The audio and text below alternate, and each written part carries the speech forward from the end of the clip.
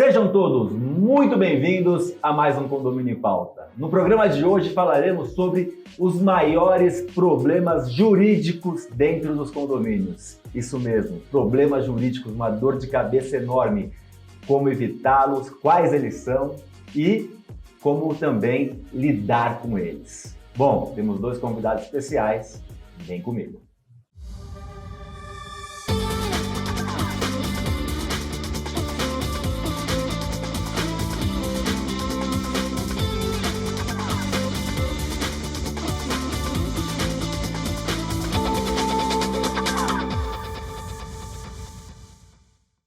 Estamos no estúdio Superlógica, no Espaço Gabor, com dois convidados especiais, dois síndicos profissionais, dois síndicos certificados 5 estrelas, dois advogados. Primeiro apresentar essa linda senhora, Gláucia La Regina. Prazer ter você aqui mais uma vez, fazia tempo que não vi.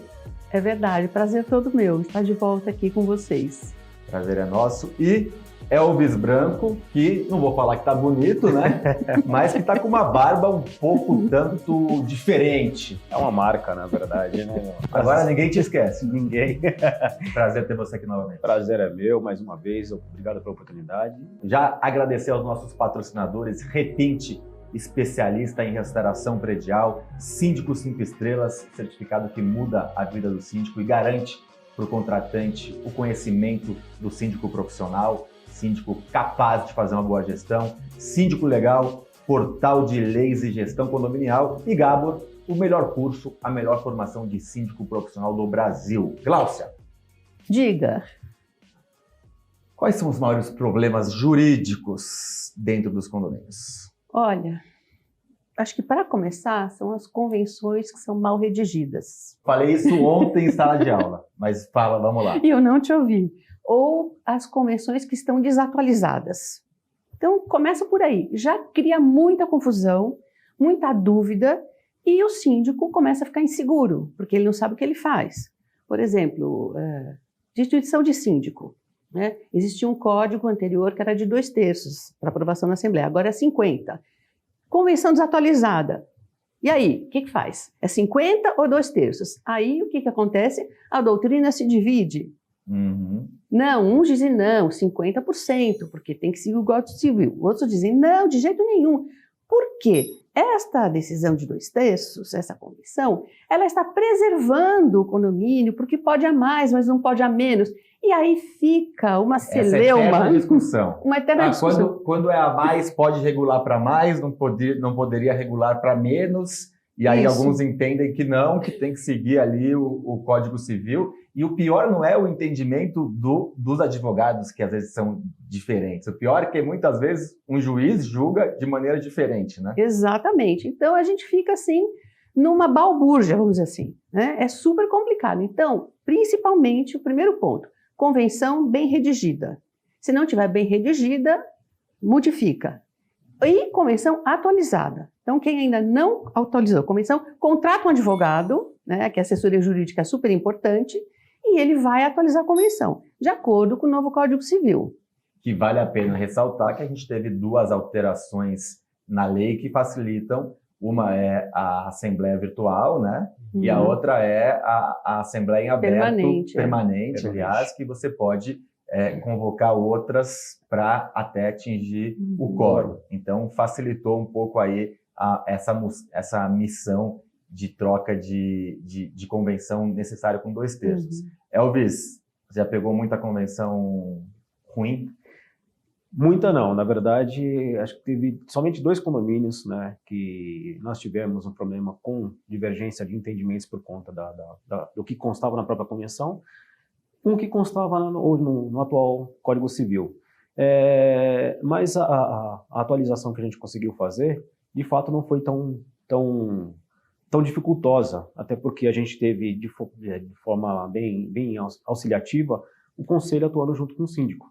Isso foi fácil para a gente conversar com os moradores, fazerem reuniões prévias às assembleias e, de forma a instalação de uma assembleia permanente, conseguir o quórum para a gente, de fato, conseguir a modificação que a gente precisava. Então, eu não posso contar que isso foi um problema no condomínio assim, que a gente enfrentou. Na verdade, a gente conseguiu, de fato, resolver essa situação no condomínio de forma bem tranquila. Demorou um pouquinho, mas a gente conseguiu resolver de forma bem tranquila. Eu tenho mais 2 problemas que eu já vi em convenção. Um deles é a convenção não estar descrevendo o que tem no condomínio. Então, um copiar-colar mal feito, e aí a piscina coberta e não tem piscina coberta, por exemplo. Então, uma convenção que foi copiada de outra, e isso também é um problema. E um outro perfil de convenções é aquele que dá uma autoridade maior, principalmente em condomínio clube, para subsíndicos, né? Então, você dá ali que o subsíndico tem autonomia administrativa, financeira, e aí começa um complicador, porque na justiça quem representa o condomínio é o síndico. É o síndico. É o síndico. E aí, Vira, não sei se vocês já lidaram com coisas nesse sentido. Algumas incorporadoras, ela tem redigido as convenções dando o poder ao subsíndico, porque, de fato, até uma certa praxe a construtora indicar por um período de 6 meses a instalação do condomínio com a indicação de um síndico, justamente para entregar o condomínio em pleno funcionamento, né? Mas a gente sabe que em alguns condomínios há alguma resistência por parte do conselho, que obrigatoriamente não, que de forma insistente quer dar autonomia ao subsíndico, às vezes para que este faça mais essa parte administrativa do que o próprio síndico. E tem trazido muitos conflitos entre a gestão do síndico com a parte administrativa em conjunto com o corpo diretivo, com o subsíndico e com o conselho. E é um pouco dificultoso até para o gestor colocar para que eles entendam que a gestão, a responsabilidade do condomínio é do síndico. O subsíndico vem de modo auxiliar, e o Código Civil fala que o síndico ele pode simplesmente delimitar os poderes que o subsíndico pode ter. Na verdade, ele acaba nem citando, né? O Código Civil nem cita o subsíndico. Então, e o que a gente percebe é que o subsíndico incorporado pela convenção redigida pela incorporadora tem um certo poder, inclusive em alguns casos, de convocação de assembleia para discutir a destituição do próprio síndico.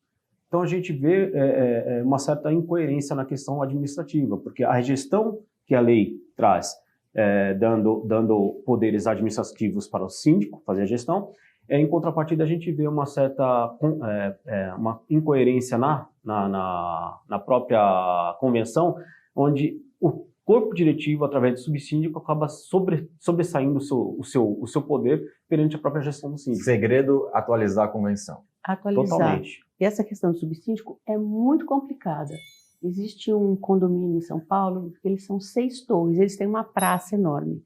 Então, cada prédio tem um subsíndico e tem o síndico geral. E eles também acharam por bem eleger um síndico da garagem e da praça. Olha a confusão. Aí o que aconteceu? Uma dessas torres, eles colocaram um toldo na entrada, no térreo. Então aí a questão ficou uma briga entre o síndico, o subsíndico dessa torre e o subsíndico da praça.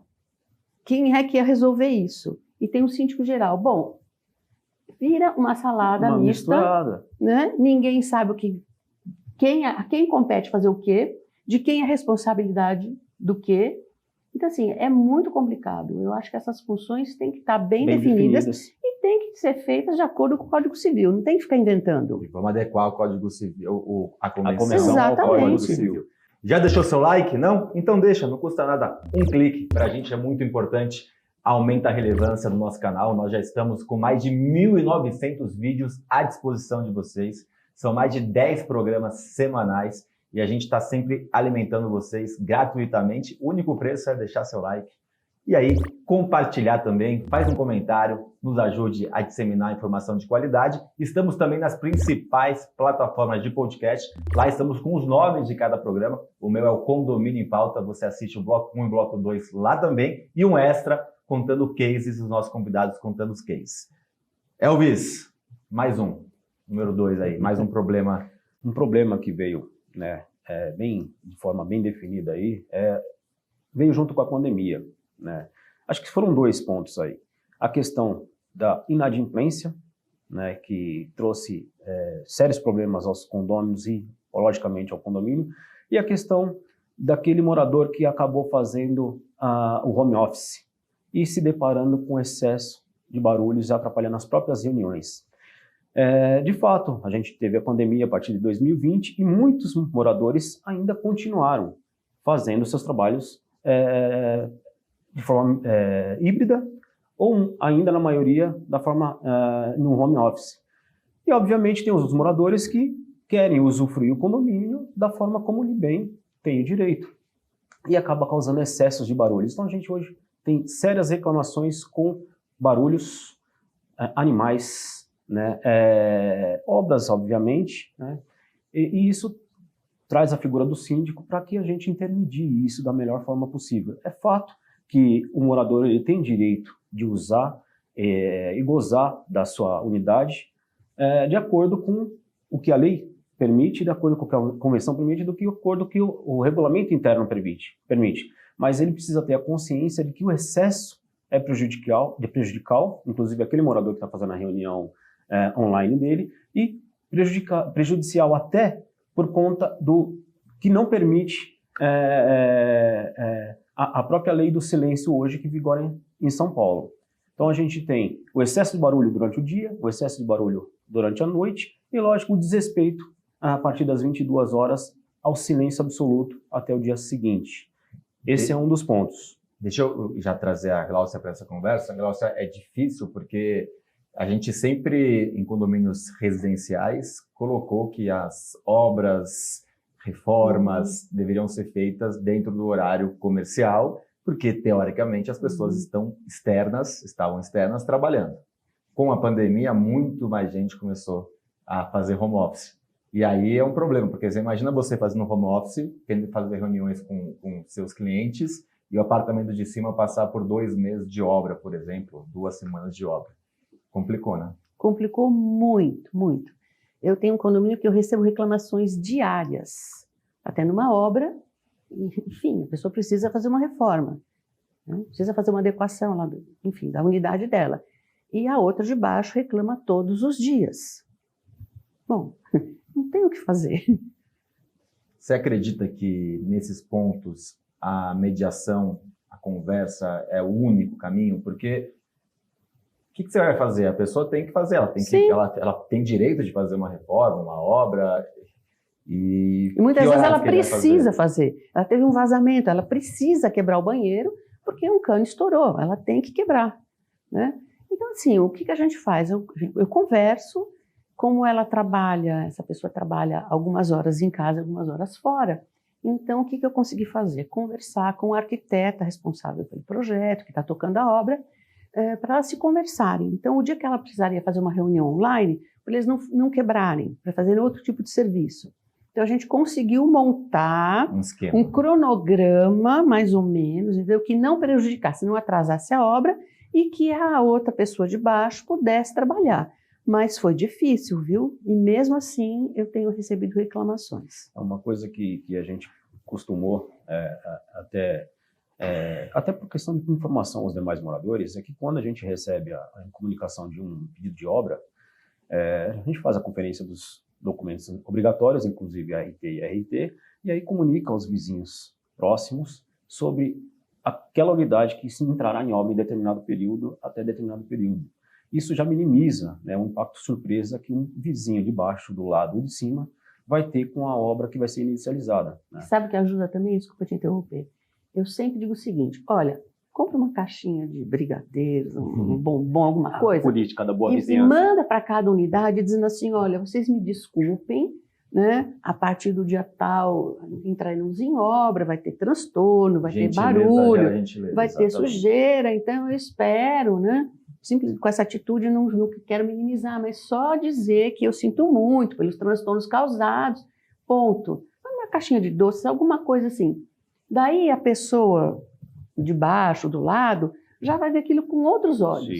Né? Porque ela fala, puxa vida, ela vai fazer a reforma, mas ela está entendendo o meu lado, preocupada, né? Até mandou, enfim, uma coisinha aqui para mim, para adoçar a minha vida. É a empatia, né, que a gente vê, que hoje está em alta também, né? A pessoa se colocar no lugar do outro. Exatamente. Gerar a gentileza. Mas a comunicação também é importante. É muito importante, né? Porque ninguém